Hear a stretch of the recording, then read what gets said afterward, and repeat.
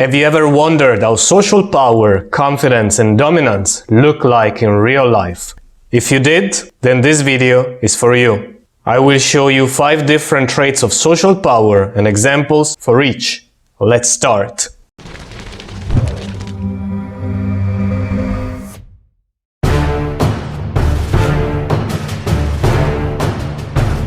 Leading. Leading is expressed in many ways. It's inviting people to sit, to stand, or to follow you. This is playing the host, and we have seen it on a few videos already. Where would you like me? Leading becomes most obvious in times of uncertainty. Less confident individuals look around to see who is going to take the lead so that they can follow him or her. While the natural leaders instead, they forge ahead. Look at this example.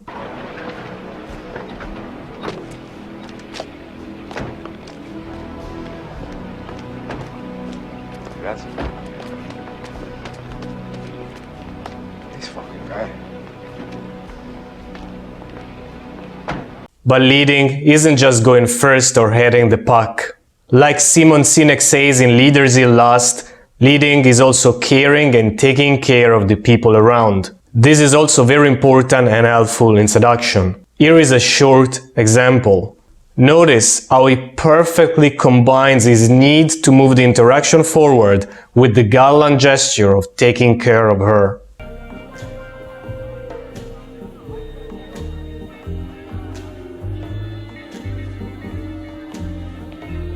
Leading also lends itself to a lot of power games. A sneaky trick that some politicians play is trying to have people follow their lead in very subtle ways. For example, they might be greeting you and then they point at something in the environment. Look at that, how lovely. Or, wow, what a beautiful environment. When you follow them, it's a small gesture, but it can be very telling. If you do it in the beginning of an interaction, it's small enough that it goes unnoticed, but it's significant enough that it can position you as the leader. In this example, Trump does it a bit awkwardly, and it fails. Goes on Earth as it should be, protecting the U.S. president, Emmanuel Macron, and you can see the French first protecting the U.S. president, Emmanuel Macron, and you can see the...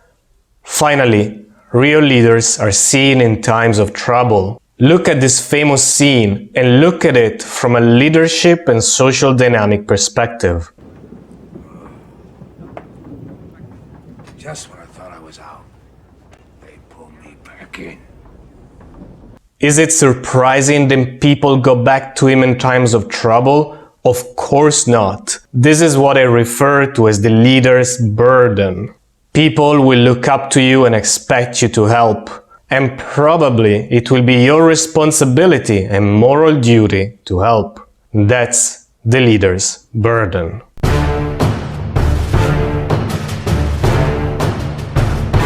Confidence and dominance can be often clearly seen when there is social pressure on interactions. The person who cracks first usually is the one who is least confident. Now, the interesting thing is that the most socially skilled people will actually create social pressure at will. Denzel Washington uses this technique often in his movies. He also does it in real life, albeit, to be honest, it wasn't nearly as powerful as in the movies. And this scene from The Goodfellas is one of the most dramatic examples of social pressure. I'm funny how? I mean funny like I'm a clown, I amuse you? I make you laugh? I'm here to fucking amuse you? What do you mean funny? Funny how? How am I funny? Not just... You know how you tell a story. What? How the fuck am I funny? What the fuck is so funny about me? Tell me. Tell me what's funny.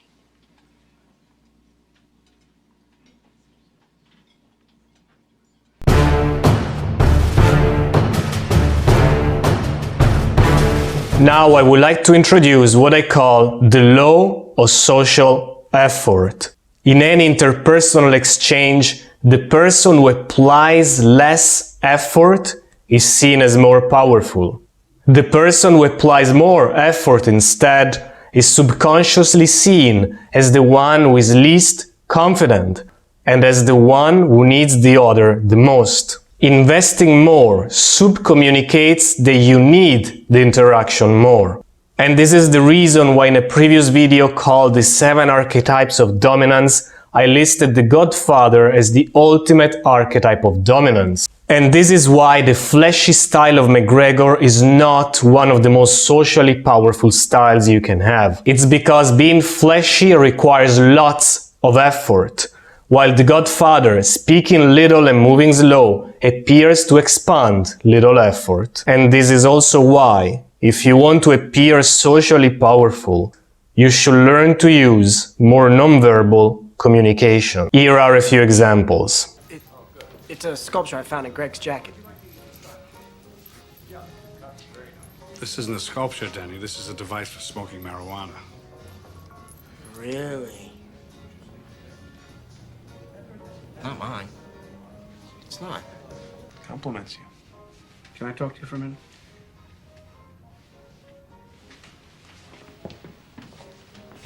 Who? It gives you the freedom to work.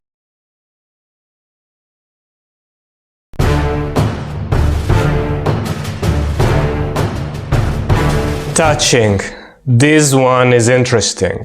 Several studies show that people who touch others more are seen as more dominant. However, many get this one wrong. What they do is that they try to overdo the touching. They do backslapping, high fives, high 10, or they launch into a touching marathon. In many instances, too much touching looks very juvenile, and in many instances it's a sign of nervousness.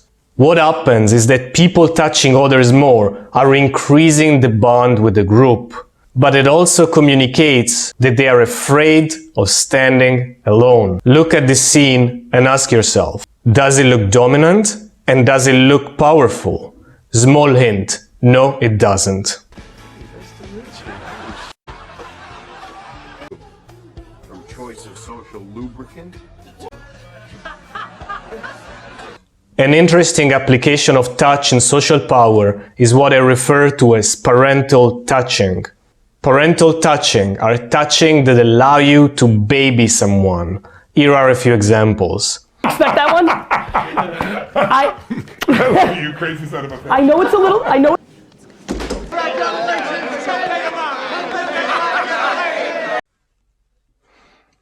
If you do it to another man, it can be too much and disrespectful. But if a man does it to a woman in a relationship, that's caring, and it's coming from a place of positive leadership.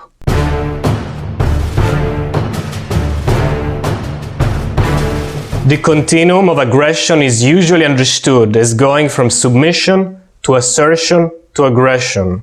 Dominant men, of course, are rarely on the submissive side. The most socially intelligent ones are on the assertion side, but they also know how to cope with the aggression, and in the rare times when it's needed, they can also cross into aggression. A great example of assertion are boundaries. Socially powerful individuals enforce their boundaries when it comes to emotional distance, personal space, belonging, and even territory. Here is a good example of a socially powerful, high-quality way of asserting one's space.